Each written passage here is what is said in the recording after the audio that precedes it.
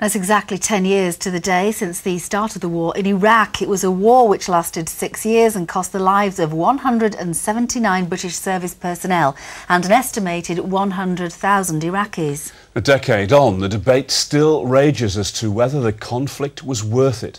Chris Kiddie has been speaking to 4 people from a region closely affected by the conflict. 10 years since the first shots were fired. 10 years since Peter Brierley lost his son Sean in the opening days of the war. He's since become a fierce critic of the conflict. Sean's life was wasted because we didn't need to go to war. I'm glad that if Sean had to die in that war, he died when he did, because Sean believed that he was protecting the country.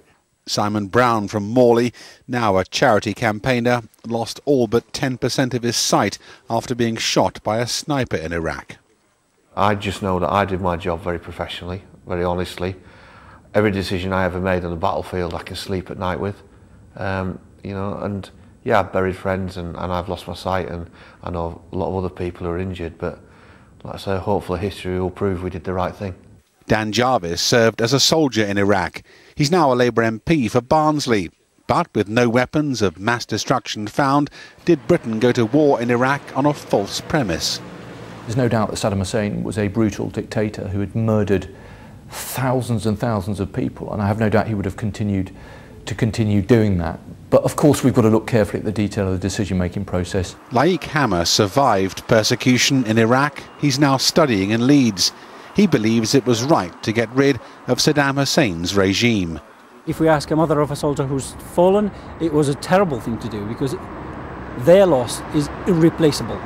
But us people who were under his regime, and as we speak today, 48 people died in bombs in Baghdad, does not mean that Iraq does not have a chance of becoming a prosperous place, because it's a very, very rich country.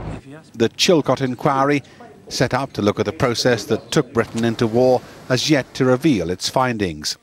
Saddam Hussein's regime is long gone, but 10 years after the conflict, many questions remain unanswered. Chris Kiddie, ITV News.